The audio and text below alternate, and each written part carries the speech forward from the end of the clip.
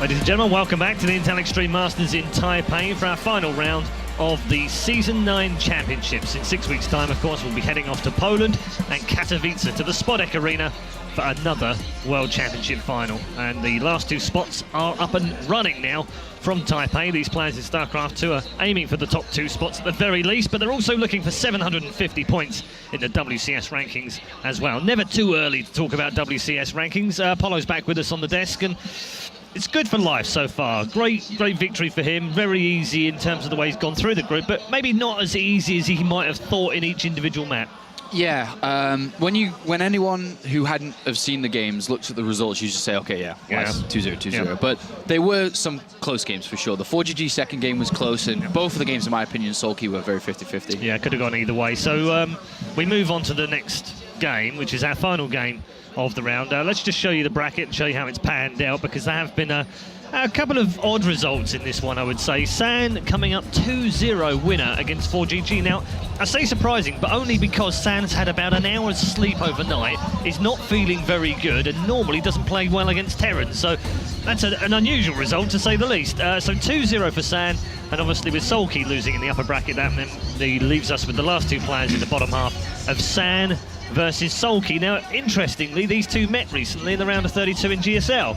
Soulkey winning that one 2-1. Is it going to have much bearing on this game, considering it was, pretty recent? Yes, it definitely will, but at the same time, everyone knows how San plays in this matchup. So yes and no, and I think they're going to approach this as a new best of 3. Yeah. Does Soulkey learn anything, do you think, Maynard, from the way that Life played earlier, and maybe use the same kind of tactics against San? I don't even think he needs to look at how Life deals with San. I think he just needs to study San, and I think that Soulkey's the player that, with enough information, he can make it happen. Absolutely. I mean, like Apollo said, San does the same consistent thing in PvZ. He's inspired many Protosses since, the early days of a couple of years ago with his 4-gate pressure into, whatever all in he falls up with. We were talking about your Singaporean friend playing in a very similar way. Yeah, shout out to Blisk. He loves San, does it every PvZ pretty much, and does apply a lot of that pressure, and it's very hard to stop if you do it well. And who does it better than the guy who invented it? Yeah, of course. Susie, let's get the lowdown on San, because we haven't seen him yet. No, we haven't. We've not seen him in this bracket. I've talked to him a little bit. How's he doing with the sleep deprivation as well? He's hurt his shoulder, and he said because of that, he hasn't really been able to practice all that much. Right. He's not feeling tip-top shape for this. I said, San, every time you're in a tournament like this, though, you don't make... You're always round of 8 or better. So what about this time around? He was like, I don't think I'm going to be able to do it. Really? He's not very confident in himself. Also, he's been living in Korea, but he's on a European sleep schedule. Because he'll play all night and sleep all day. So he's just like, I come here, everyone's saying that the time difference is great for them, but man, I am struggling with this. So he's got an hour of sleep last night, not feeling so great. And I know, again, Soulkey definitely wants to make it out of group. So the favor is probably over to Soulkey. Interesting win over 4GG. What does that tell you about that particular? I mean, we thought 4GG was in the form of his life coming into it. A great dream hack. He's played consistently well over the last month or so in practice. What's gone wrong today? I mean, I wish I could have seen the games. I'm very confused by that result. I don't know what happened and what Sam was able to pull out of the bag, because, like Susie said, he's not in good shape right now. His strategies in his game's been figured out very much so over the last couple of months, and then including that shoulder injury that he brought up in Pro League just last week, I think it was, it's been affecting his games. He's not playing very well, and if you watch his games in Pro League, he was getting destroyed. So this is a very difficult setup for him. I wish I knew. I'm going to go find the replays and find out how he did 4GG, because I'm very surprised. Yeah, indeed. Okay, so let's take a look at this particular matchup. Soulkey starts off as the massive favourite. Does it take a mistake by Soulkey to let San in, or does San have to play really well to beat Soulkey, or a mixture of the both? In my opinion, it is pure mistakes from Soulkey. This should be an easy 2-0 for Soulkey, and if he messes up, if he over-drones, is greedy, doesn't have the right defense against, as we all know, a super aggressive San in this matchup, then he deserves to lose. But I'm sure he won't make those kind of mistakes. Do maps play a part in this? I mean, we've seen a few different strategies. Absolutely. Some of the new maps, especially with the new maps, depending on what the vetoes are. Does San get something out of that, though, Lee? Can he find something, one of the new maps, maybe? It means that 2-base aggression is going to be pretty much guaranteed, and Soulkey knows this on those maps where the third is more difficult. So I think Soulkey's very prepared, and I'm feeling a 2-0 for him as well. Okay. What about you, Susie? I'm going to have to go 2-0 for Soulkey. Since he didn't beat Life Hopefully he'll beat San. You know, if Soulkey does win this, though, Life has predicted this group perfectly. He absolutely has, yes. And that was the first thing he said to me this morning was, oh yeah, I'll make it out. I'll be first, Soulkey is second, San, 4GG last. Yeah. So he laid it out for us, and I think that's going to come true soon. Maybe we'll get back on the desk later on and he can predict Group D for us as well. Maybe. Maybe that's what we do. Thank you very much. Right, we'll head over to the commentary desk where Todd and Kalaris are awaiting your loving arms for our final game of Group C. All right, the second spot in Group C now has to be decided between Soulkey and San. Soulkey has already beaten San throughout this group. Will he be able to do it again? As San used to be brilliant in this matchup, but as of late has been having a rough time. Yeah, definitely. I don't know what happened exactly with him. I guess people kind of finally figured out how to counter, you know, that one style that he was using, which really consisted of one single main build. And he's been struggling a lot since, actually. Like, it kind of feels like he used to only win against Zerg, and now he only loses. Yeah. I caught a little bit of their previous series, and I guess I'll cover that here in a second after we introduce our players, James. All right, well, let's get into things then. Game number 1 of this best of 3 to find out who is moving on to the round of 8. San had so many round of 8s throughout 2014, but now we'll see if he can do that again. Spawning up to the top right-hand corner, it's our blue Zerg. It is Soulkey, representing TCM. Which means? Team Cooler Master. Used to, yeah, but now it's just now TCM. it's just TCM. Yeah. And spawning down at the bottom right-hand corner, it's our red Protoss. It is San, representing Yo Flash Wolves. San, he's been playing like he's not a confident guy at all in some of these games. I caught the second map of their previous series. When they played earlier, they actually played on Expedition Lost and then Overgrowth. But in this series, interestingly enough, it's going to be Deadwing first and then the same, Expedition Lost and Overgrowth. So they're at least going to be playing that one map different than before. But yeah, when they played on Overgrowth, it really looked like San was doing well at first. Like, he took a third base, he went into Blink, he went into +2, then he started attacking, pressuring. But he wasn't really like hitting that strong of timings, and then he delayed one of the main attacks that he went for a lot, and Soulkey ended up having just too much in general, and he Vipers in support for, you know, a lot of Hydralisks and Roaches, and then in the end he just won a big fight in the middle of the map. Even though it looked like for a moment I thought that San was just gonna win, because they were even pretty equal on supply for the most part, like in 150 supply, both of them at some point. So in this situation, usually it's really nice for the Protoss, especially being on the same basis. So I was a little bit surprised, you know, staying on Stalkers like this, you don't really do that unless you really lack confidence and you want to try and end the game, or you decide to go for a specific timing, which didn't really happen, I felt, in that game. San wasn't that decisive as he usually is. That's one of the important things to note, is that despite San having a lot of success with very early aggression in 2014 against Zergs, he could still play it out. It wasn't quite as powerful as his aggression, but he was able to still play it out. So but usually not to the very late game, though. Not to the very late game. When it got to those points, we saw that at BlizzCon against Life on Nimbus, and didn't go well. But then again, most Protoss didn't have too easy a time on Nimbus against Protoss in the very late game. No Protoss has any experience in the late game, because we either win or lose before, James. Yeah, true. it's true, though. Yeah. I'm joking, but for the most part, I guess, the all-ins, you know, it's really one of the strengths of Protoss, the force fields, trying to use that as much as possible, and it's been more and more figured out. Once upon a time, Zergs didn't even try to bait force fields. They just ran in there, got their stuff force fielded, and then lost right away. Now, there are so many ways you can play around, you know, a huge sentry count, and Zergs have just been doing well in general. I guess Life will disagree with me, but because he thinks Zerg is weak, but maybe. It's what we've seen. I was very interested that Soulkey actually decided to scout cross spawns first. I think because his Overlord was heading down to that bottom right-hand corner anyway, with the Overlord to just be able to spot where he was all right and nice here for Soulkey, as he does now have a good idea of what's really going on the other side of the map. This probe is being a little bit sneaky on the right-hand side here for Sam, though. And it's only 2 gateways so far, so no third one just yet. Starting to wonder whether he's going to do it at all or not. As I said, he's been struggling a lot more, San, with that build. He's not pulling it off really well anymore. Once upon a time, it just looked unbeatable. I remember it was the Intel Extreme Master Singapore, in which nobody could stop it. And as I say that, here's the 4th gateway, so he's still gonna do some sort of pressure.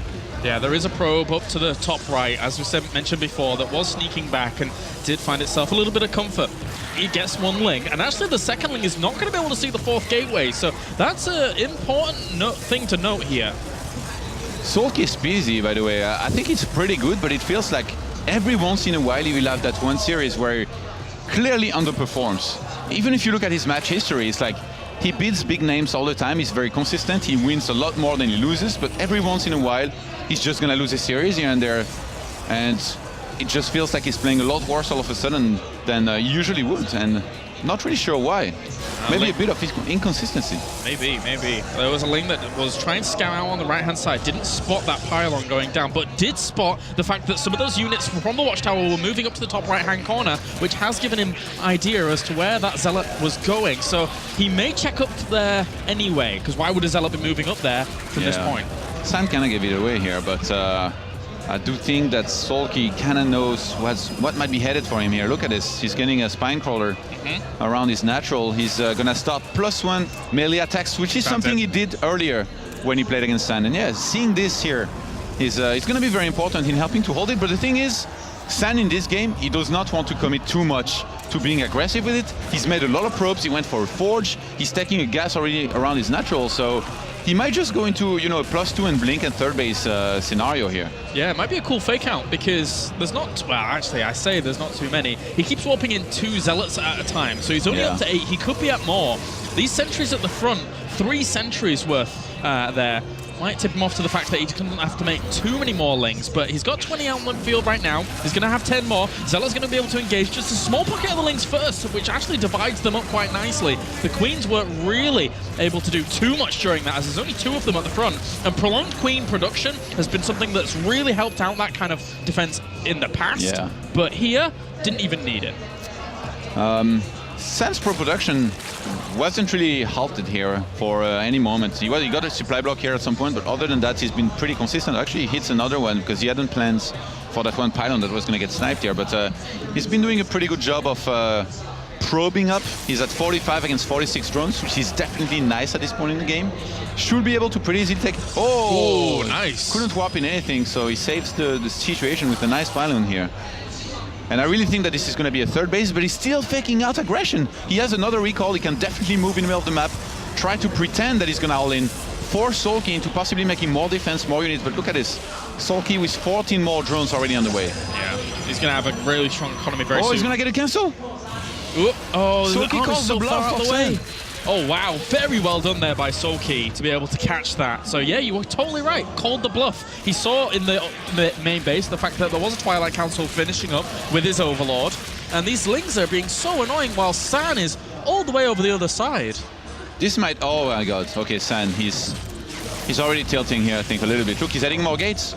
He's like, you don't want me to... You don't want to let me get another Nexus? You don't want me to expand? Okay. I'll just add more gates and I'll all in you on 2 bases with blink and +2. It's your choice, really. You made units instead of making drones as well. I mean, he's still 61 drones to 47 probes, but if San is consistent with the Stalker production here, which is really all he has to do, and goes for a 2 base, it's going to be a very deadly one. And entering Locus is going to start. Exactly. He needs to be able to hit before that really hits completion, as well as some come out onto the field. The Spine Crawlers are going to be able to buy some time, but this is an annoying spot to be able to deal with for the Zerg. Force Fields need to lay down, though. They don't quite come in just at the right time. A few of the Lings did wrap around. In the end, it was a nice reaction, actually, to be able to shut those out. The Lings can't get in. It's just a hard engagement position in general for Zergs to deal with right behind that third base. I really don't think that San can hit before Swarmos are going to be out. And then once they are out, I mean, he doesn't even have a Robo. How is he going to kill the Swarmos? I mean, if he had if he had a critical mass of Blink Stalker, so if this was another map and say he can blink in the main, nice force fields, can I get a few links? But I mean, he's just not going to be able to deal with the Locust and Swarmos very well, I think. And I don't think he has the critical mass you will need to break this defense here out of Soulkey. He's got to go. He's got to do something now. Zealot's going to hold on at the back here to be able to deny any kind of run-by that does go on, but San needs to press forward. He needs to press the issue. 4 Swarm Hosts are already burrowed in this location. He sees the Locust now, and he's going to have to power through. There's not much more option he has available to him because Soulkey's economy is very, very strong. I don't know. I think Soulkey doesn't realize that there was no observer. Otherwise, he would only be making Swamos, but instead he's making a lot of links. Blinker +2 going to have to do a lot here for these Stalkers as he does blink back. The force fields are holding this back for now, but this Spine Crawler in the mineral line with the transfuses and links flooding forwards just a little bit.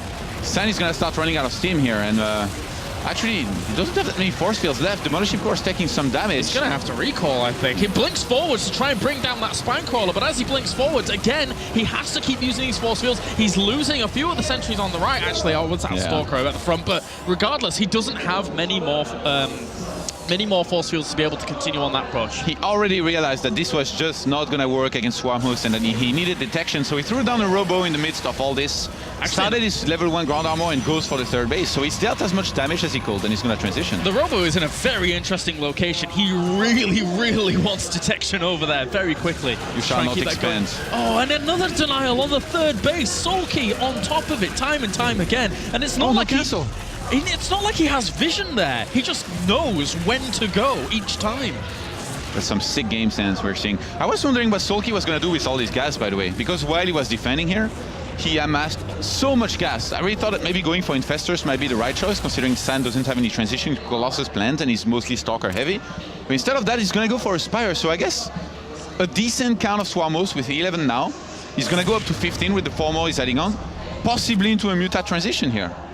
This is a brutal situation, though, for San. In the end, on 2 base all this time, and the Locust just keep pushing back the Gateway Force on the right-hand side, making it very difficult for San to really do much of anything. It's going to be up to the Warp Prism itself to do something, I guess, unless he's just going to keep it with the army for Warpins at the front, but he has loaded up a few Zealots. Queen's in the main. Find a triangle. Queen's in the main, ready to defend against the Warp Prism. Soulkey's game sense has been incredible so far this game. He knew that San was going to head up there. Needs to force field, but even still, he needs to bring down all of these queens very, very quickly to be able to deal with it. The Swarmhosts are actually moving across the map to get in an aggressive position whilst all of this is going on. The blink has to continue, though. Stalkers are going to have to do so much in the main, but Link's flooding forwards, holding time, and the Swarmhosts, they're just going to absolutely lay waste to the entire base at the back. Brilliant decision-making here by Soulkey. He knew there was not going to be a way for him to get up the ramp against the repeated force fields of San, so he goes across the map, and he's just going to eliminate San if he has to. The Queens need to focus down the Warp Prism during all of that, limit any more reinforcements that would have come along, but it's not going to be the case. He did lose a lot of the Queens, but how are you supposed to deal with these Swarm Hosts? Actually, the Locusts weren't doing too much just there. There are still a lot of Stalkers here to be able to keep going, and he has room to be able to warp in more, but still, what is his answer to the eventual Swarm Host numbers? I don't know. With the Robo being on the map, he could actually get a Warp Prism, try to play a base trade, evacuate with some probes, and try to eliminate his opponent, with the Swarmos being so far out of position as well. But there is a single observer, which is now back at home here for Sand. That means he cannot kill the Swarmos that are inside the base of Soulkey here defending. Yep, he caught a few of them as they were popping out of the eggs very, very quickly there, but the ones that are on the ground, or underground, very difficult to deal with at this point, as he's going to lose his natural, he's losing all of his economy. He's actually saving the idea of these minerals. Could have warped in a few more units, but is saving them currently to try and do something later on. It's because it's a very, very odd situation he finds himself in. Yeah, GG, not much more you're going to be able to do there against that many Swarm Hosts, and Soulkey is able to take game number 1. With some insane game sense, actually. So many moves were great. The cancel on the third base both times that he went for it, and the blink in the main. He knew it was going to happen. He knew it was one of the only way that maybe San could try and come back and steal this game away from him, and he was prepared. All right, well, that does it for game number 1, guys. Join us after the break when we'll have game number 2 of Soulkey and San.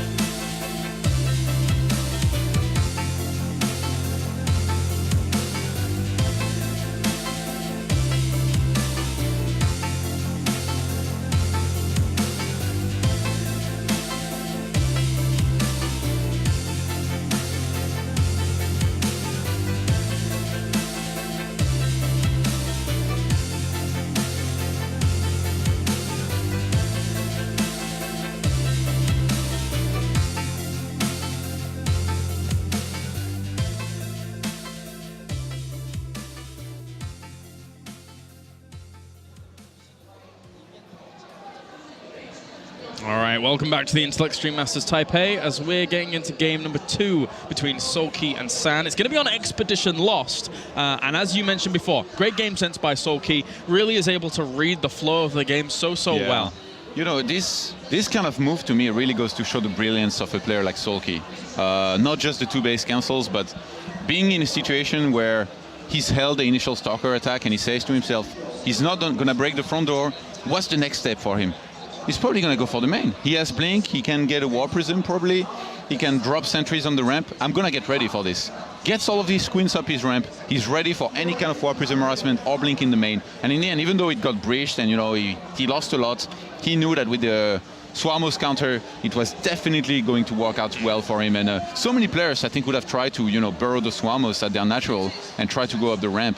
And send them against the force field. Yeah. And they would have lost if they. I really think that even if he had done that here, there is a good chance he would have lost because he wouldn't have been dealing any damage to San's base. He wouldn't have been halting his production, and the ramp would have forever after been force-fielded, James. It would have. It would have. Anyway, we're ready for game number 2 here as we get into it. As Soulkey currently 1 up in this best of 3, looking to advance on to the round of 8. Expedition Lost is our map. So spawning up to the top right-hand corner, it's our blue Zerg. It is Soulkey, representing TCM. 1 game away from advancing. And down to the bottom left-hand corner, up against it, it is San. Now we're going to see the rocks, the backdoor, be used here in this game. Maybe. We've seen players abusing it a lot, actually. And it really feels like, since this is one of the newer maps, a lot of players, they were not ready to deal with any kind of, you know, backdoor aggression, any kind of attack from behind headed for their main. They reacted too late, you know, to this being taken down. Which in this case, if you're San and you don't sort of, you know, wall it off or look out a lot for somebody attacking you through there, if Soulkey gets like a whole bunch of roaches and breaks this down and then enters the main of San, San's going to be in so much trouble. So he's going to have to keep that in mind. But knowing San, he's probably going to be the one bringing the aggression to Soulkey anyway, and with that pylon being where it is, and a probe being sent there now, it looks like he might want to try and cannon rush a Soulkey who surely should be looking out for it at minimum, especially, I mean, with the game sense and reactions that we've seen in the previous game. I really don't expect him to start falling asleep and letting this one work. And actually he goes for pull first. Oh, okay. But yeah, it's actually a pretty good map to go for cannon rush on. There's a lot of ways to get across the map with that probe without the Overlord being able to spot it initially, unless you leave your second Overlord at the ramp at your natural. But he's already been spotted in the end and will now be fought against. But obviously San is going to know that it is not a hatchery first. Really cool trick here. Hiding the drone, you know, behind the middle line a little bit here for Soulkey. Usually the good maps for cannon rushing are the ones where there is very little space behind the middle line of the natural, because you can wall in cannons very easily. So like King Sejong Station, you know, for example. But here, San's definitely going to be disappointed in seeing that there is no cannon rushing opportunity. He knows that he has to start a Nexus. Gonna follow this up with the gateway here. Not after going for a second pylon in the main, so I guess he's gonna delay his cannon a lot, but not enough for him to supposedly take any damage, especially since Soulkey only went for 2 links here. One thing that I love in this matchup, especially, is whenever you see Zerg's even delayed responses to this is using queens a lot for defense in terms of prolonged production to the point where you get so many queens, and that's what we saw Soulkey do in the previous game. So even though he traded off a load of them, to go for the defense, look how much time he bought with all of those queens to make sure that nothing really died in the main base, which was really, really cool. I wouldn't mind seeing it again later on in this game, depending on what Sam wants to do.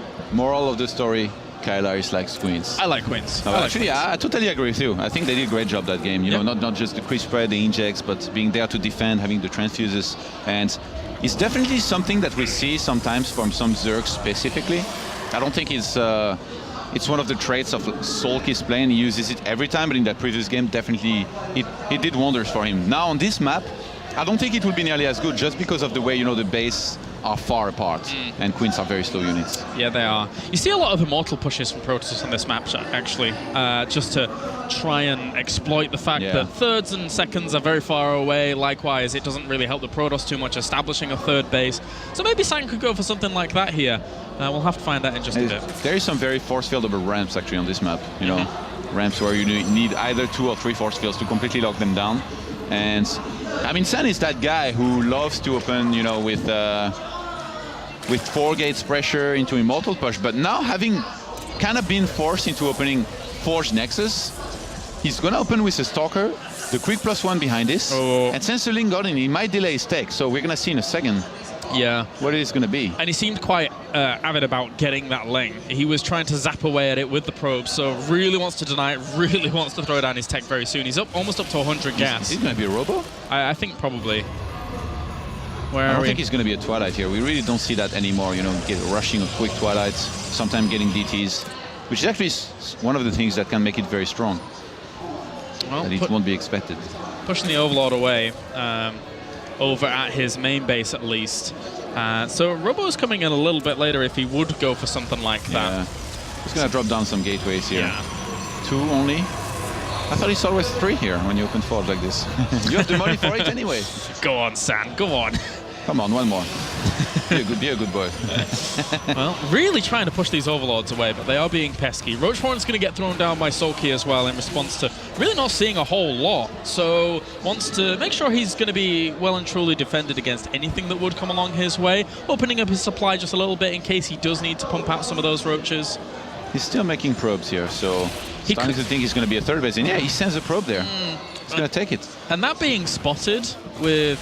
Could he put some pressure on here, Soulkey, to try and be annoying at that location? He doesn't have Link speed yet, so I don't think so. 7 Roaches on the way. That was really nice, by the way, those few Zerglings. It's so funny, like San didn't dare starting a Nexus in front of them. That's a lot of Roaches, Todd. Yeah. That's a lot of Roaches. I don't think Soulkey realized that San is already on 3 gateways, but I mean, regardless, he could still do some damage. It's not going to be about the force fields. Like I said, the fact that the 3rd base is so secluded, is so far away from the natural, and that there is a ramp and all that, it can make it very difficult for somebody to defend if he's attacked by overwhelming numbers. So in this case, that would be the Zergonglion with a lot of Roaches and Lings, and later on, if a Protoss attacks with lots of sentries, it's going to be great for him. And look, I guess San is aware about the danger of that position and that back door here. Oh, you have to be, because there's a lot of Zerg units flooding across the map at the moment. That's a lot of Roaches, a lot of Lings as well, trying to find a good angle to be able to put on some pressure. The hallucinated Phoenix of San is going across the map and hasn't spotted any of those units. I'm not sure you realize that the rock's getting attacked. On top of the sentries, getting quite a lot of them, having to expend a lot of force fields there as well. That is really going to hurt San. All of his armies were way out of position to be able to deal with anything. The Roaches are on the back rocks, the Lings are on the 3rd base, and this is catastrophic here for San, who all of a sudden, in the blink of an eye, took massive damage to his army, and is going to get torn apart on these 2 locations. And he doesn't even have a Robo yet. That means no Immortals to help against this huge amount of Roaches. Behind this, there are Soulkey. He's not going to commit too much to this. He's still getting some drones, getting a few Links here and there to try and reinforce. It's going to be the Roaches on the left-hand side and the Links on the right-hand side to try and do some damage to San. Bringing down one of these gateways now. It is exposed, trying to force field. Does catch a few of these in the end. Just wants to bring those Roaches back, save some time. There's only 1 sentry there, so you don't, unless he warps in another one, he's going to have to wall in with buildings. Here come the Links as well. That force field dissipates. Links full of forwards. Roach is going to help on out, and this is really going to hurt here, as a lot of those units are finally going to end up falling. Soulkey now really in the driving seat of this game. In the driving seat, I think that's one good way to put it, because he has so many speed Links and Roaches, speedless, in the main of his opponent, doing a ton of damage. He's actually on 114 supply to 73, so it's looking pretty bad for San. It looks like the main's been breached, and I don't think he's going to last too much longer in this game. Yeah, going to be very difficult, I think, at this point. He is down and out. He tried to that photon overcharge, as you mentioned. A lot of units still left, but other than that, it's going to be difficult for San to keep going. It's, you know, it's San, as much as he was getting ready to prepare for defense on the left-hand side with, you know, walling off those rocks, at the same time, the hallucination that he sent across the map went through the right-hand side, so it missed all of those units. If he had seen those, he would have been in position, basically waiting on the right-hand side, you know, behind the buildings, and on the left-hand side, he could have warped in enough units to defend there. But all that he saw, because his hallucination missed those units, was a Zerg player, or he most probably heard it, was a Zerg player basically attacking the rocks on the left-hand side. He heard that, he's like, okay, red alert, I'm going to be attacked on the left-hand side through those rocks, I need to send everything there. He sent his units with the sentries from the 3rd base into the main, Lynx caught that on the way, and it almost feels like Soulkey knew it was going to go down this way. In sending the roaches to the left-hand side, he kind of baited San to come back from the third base into the main, which is brilliant once again. It's so difficult to establish a third on this base as a Protoss player, unless you're being super, super cautious and very, very slow and methodical about the idea of doing that. So, in the end, very, very hard for him to make sure that that's going on. Soulkey exploited it perfectly. And this is why I went back to the idea of like a two-base play for San on this map. I think that would, especially considering his past and his background, may have given him the best chance, even though Soulkey was probably aware of that could happen anyway. He had the Roach Warren down. It serves multiple purposes, not only in the offense, but also the defense. Is there anything that San can do? I really don't think so here in this situation. It just looks like his base has been breached. Recovering from that situation is almost impossible, being that much supply behind. And the thing is, even if he held, he will just lose so many probes to be able to hold it. So Soulkey, his ZvP is looking on points so far. Yeah. Very, very strong. Very pretty impressive. And also... Even scares me. You know, my PvZ is good. Even you? Whoa. Oh, used to be. Okay. But, I mean, there are a lot of other good Protoss in this tournament as well. Let's not forget. If he's able to win this game, obviously moving on to the round of 8, you've got people like Rain in there, like Hero in there, even potentially Parting moving through later on in the day if he's able to go through a pretty tough group as well. So... Yeah, with Hydra, Maru. Oh my god, Maru. Maru, man. Are you excited for Maru? I'm pretty excited for Maru. Although Maru versus Life possibly coming up has me so excited. I don't even actually know if Maru is excited for Maru. He just looks very, very calm all the time. So I don't even know if he's excited for himself, but yeah. He's just very good at concealing it because he doesn't want to give any weakness away. I like that. He doesn't want people to know he's human. It's probably false, but... Oh, and actually saying false, I know who the last player in there is true. There you go. Oh, James, the hashtag Team Bad Puns is back with you. It wasn't even a pun. It actually reminded me of who was in there, so there you go. Oh, well. So, yeah, that makes up for a very good group coming up in Group D. We're just getting back into this game in a little second as Soulkey and San are looking to recover this game in a sec. But in the end, long story short, San is in a lot of trouble. Yes. Almost dead. This close to being dead. I didn't see how many units he had left, but I think it was almost nothing. And it was so close. You know, like when he lost that gateway in his wall, if he had been able to replace that with a force field, so basically just gotten a single other sentry and force fields that, he can possibly keep on force fielding it and then hold very comfortably. And it changes the game because then suddenly Soulkey's massive army is just going into a mid grinder of force fields and Protoss units, and he's losing everything. He has invested a lot into this. I don't think I would go as far as saying he's behind, but then his investment just wouldn't be worth it. He would have quite an economy behind this. He's still on 3 bases, but if he's not able to bridge San here, San is still in this game definitely. But now, having already been bridged and having this many Zerglings and Roaches in his main, San just... It's going to be nearly impossible for him to hold this attack. Yeah, I think the majority of the units that San currently has are being swamped by Lings. So Swamped? Swamped. What? Swamped. Like, surrounded, lots of them on top of them. Okay. Yep, that. I would have settled for swarmed. Swarmed. Okay, you can do that as well, I guess. But swamped is a thing. Swamped is a thing. I believe you. Yeah. Okay, good. I'm just glad I learned a new word, which I'm probably going to forget in 5 minutes anyway. Yeah, so. probably. Just like I forgot all my French. Anyway, so in a second, hopefully we're going to be getting back into Expedition Lost here. It looks like we're going to have around a 10-minute or so recovery in between this. Not much San can do. Not much he can do. Yeah. Who are you looking forward to in Group D the most? Out of all the players that we have, is it Maru? Because for me, it's always Parting, because it's Parting. I don't know. I think Maru is... I'm expecting his play so much, but at the same time, Parting has been dishing out some... he's been taunting Hydra on Twitter a little bit. And what's funny about this match is that not only both of these players think that they're going to win against each other, but they think it's going to be easy. I talked to both of them. Parting is like, man, Hydra is going to be so easy. And Hydra, same thing. He's like, I'm really good against Parting style, which is aggression. So I'm really looking forward to this match. So am I. So am I. That is going to be very, very good. Apparently we had some... Somebody wants to read this. Oh, brilliant. Wants you to read this. He's French. I will read it first, so French... No, wait, I should... French people or just people in general can hear what it sounds like. bonbons fourrés enrobés de chocolat au lait. Bonbons Ferrez enrobes de chocolat. Au lait. Au lait. There you go. That's my English to French. Bonbons French to English. Ferrez. Bonbons Ferrez. That was it, That right? is why you cannot speak another language. I'm not very good at French, Carlisle. guys. I'm not very good at French.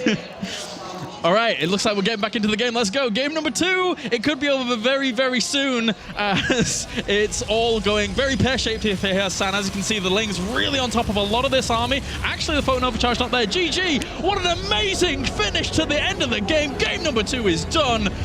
And dusted. And dusted. There you go. This poor Sen, I can't believe he had to wait for this. He was probably about to tap out too. He was. He was just going to tap out. I'm just going to give him a hug when I see him later. You can give him some bonbons de fureurs. So, pretty tough games for this poor Sen, actually. He truly feels like right now he's hit an impasse with his PVZ, and yeah. Soulkey is just older than life.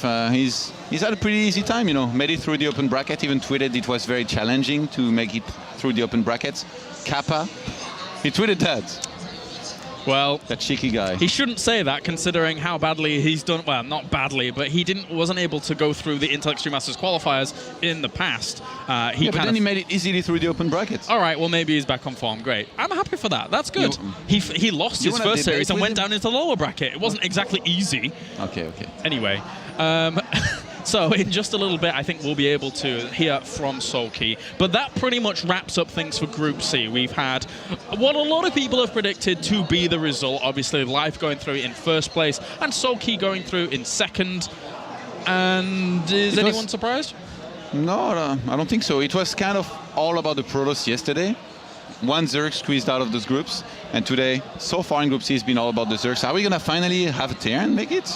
Maybe. Maru has a good shot, a very, very good shot. Unfortunately, Polt and 4GG were eliminated. Polt not looking as solid as we normally imagine, and then 4GG having a little bit of a problem because, let's face it, this group was very, very stacked.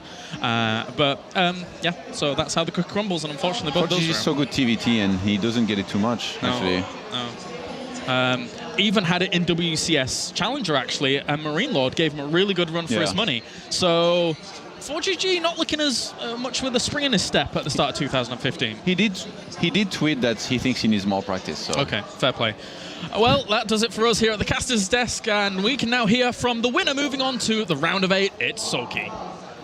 Thank you very much, James, and Todd there with the English lessons and the French lessons working in different ways, let's say. Joining us at the desk is Soulkey. Congratulations, Soulkey. Well done. Very good game. Hard work at the end because of the delay, obviously, in the change and then winning very quickly. Are you all right there, Sean? It was really low, so I tried to bring it up and I went further down. Sorry. You were chatting with Soulkey beforehand because you've played each other before. Yeah, we played a game of rock, paper, scissors a long time ago. Was that GSL season? It was the OGN season finals? 1, season finals. Was it the finals of the rock, paper, scissors? Yeah, when me and Day 9 went to Korea. Right. Was that in the OGN lounge with Chobra. Right. Was that when rock meta was popular, or? Yes, I think so. Yeah, and I lost. It's but always, that's no surprising. The Koreans were really good at rock meta. The rock meta always comes back. Yeah. Anyway, Soulkey, much more serious stuff. Game 2. So how do you cope with stuff like that when it goes wrong? How do you stay focused? 그 2경기 때 끝에 그 잠깐 저장해야 됐었잖아. 그랬을 때 포커스는 어떻게 계속 유지를 하는지? 그냥 이미 상황은 이겨 있다고 생각해서 키면은 바로 그냥 지지 받아내겠구나 생각을 하고 있었어요. He said it didn't really matter. Like at that moment, he knew he won. Yeah. He goes, as soon as the game came back, I knew he was just gonna type GG anyway. Okay. So. All right, it was Apollo's fault. Apollo. It was his fault. 잘못이었다고. Yeah, that was me. 얘 잘못이었어. Sorry about that. There's not really too much to talk about the games because I think they're kind of straightforward. It's very easy. But I asked this to, who was it I asked to yesterday? Rain. How is life away from Pro League, Kesper, and so on? What is it like for him as a pro gamer and again as a human being? 게임들에 대해서는 좀 되게 쉽게 이긴 것 같았으니까 자기가 알고 싶은 거는 지금 이제 한국 팀을 떠나서 왜 해고 나도 한국말이 이렇게 안 돼. My Korean is leaving me today. 해외 sounded great. 팀에 왔으니까 Sounded good to me. 삶이 얼마큼 더 좋으냐고. 그냥 이렇게 해외에 올 수 있게 돼서 그런 거 자체가 일단 좋고요.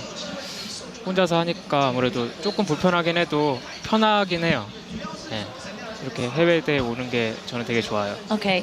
He had shared with me earlier that he had really wanted to come to these foreign events, Yeah. and now that he's on a foreign team, he's able to make it here, and it just makes him feel really good, you know, to be here. He has a lot more freedom, and he said there are hard moments because he can't really, I guess, get the practice schedule done as he used to.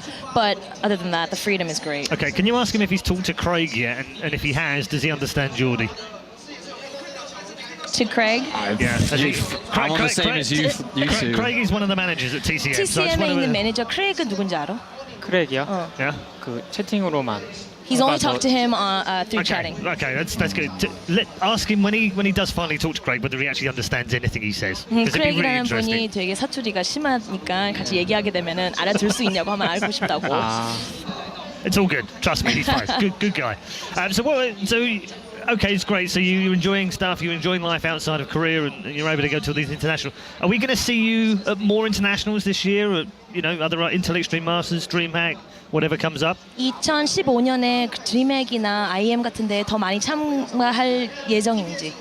네, 웬만하면은 갈 수 있다면은 다 가고 싶어요. Whatever he can get his hands on, he wants to make sure he is Great. there for 2015. Great. We love that. Well, I want to ask him a question. Was earlier he said out of Group C he was going to make first, and that Life was going to come in second. Yeah. I'm just wondering how he feels about that. 아침에 얘기했을 때 네가 1위로 나가고 라이프가 2위 할 거라고 했잖아. 지금 이렇게 됐는데 느낌이 어때? 생각보다 이승현 선수가 너무 잘하시더라고요. 제가 그래도 좀 많이 이겼어가지고 자신감이 너무 과했던 것 같고 조금 제가 겸손해질 수 있었던 것 같아요. He said, now that I've played him, I realized Life is really good, and I might have overestimated what I was thinking about him earlier, and he's definitely humbled me a bit more for this tournament, and he's learned his lesson. Okay. All right, final question on my side. Coming into Group C, I think it was pretty obvious for all fans and himself that he was going to advance from today's group, but going into the round of 8, this is, I mean, how does he feel? It's obviously, you've got Hero in there 3 times, International Masters champion, you've got Rain in there, you've already got Life in there, and you're going to have a couple of good players from Group D. How confident is he compared to Group C going into the round of 8? 이제 뭐 C조는 나왔다 하는데 8강 들어가면서 보면은 뭐 준호도 있고 벌써 IEM 몇 번 우승한 사람이 있고 석현이 다 되게 잘하는 선수들인데 지금은 자신감이 어떤지? 자신감 충분히 있고요. 테란 선수가 별로 없기 때문에 좀 더 좀 편한 것 같아요. 저는 요새 테란전이 조금 힘들어서 토스전이 조금 더 물이 오른 느낌이라서 좀 할만할 것 같아요. He says actually going into the round of 8, there's not a lot of Terrans, so he's really relieved about that. But he's fully confident that he'll be able to play his best while he's in the round of 8. Okay. 뭐 Good stuff. 피하고 싶은 선수는 딱히. 일단 윤종이가 1등이라서 별로 붙고 싶지가 않더라고요. 차라리 윤종이랑 준호도 잘하고 피하고 싶은데 둘 다 피하고 싶긴 하네요. D조에서 성주랑 이삭이가 1등으로 안 왔으면 좋겠어요. 안 올라갔으면 좋겠어요. He wants to avoid Hero and Rain. He goes, if I could avoid them later on, that would be great for him. And from D, he wishes that parting wouldn't be number 1. Okay. What about Maru?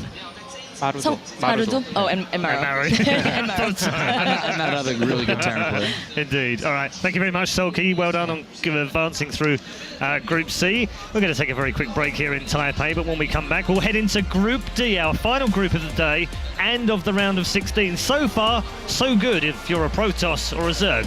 But so far, we have no Terrans in the round of 8. Can Maru change things? We'll find out after the break.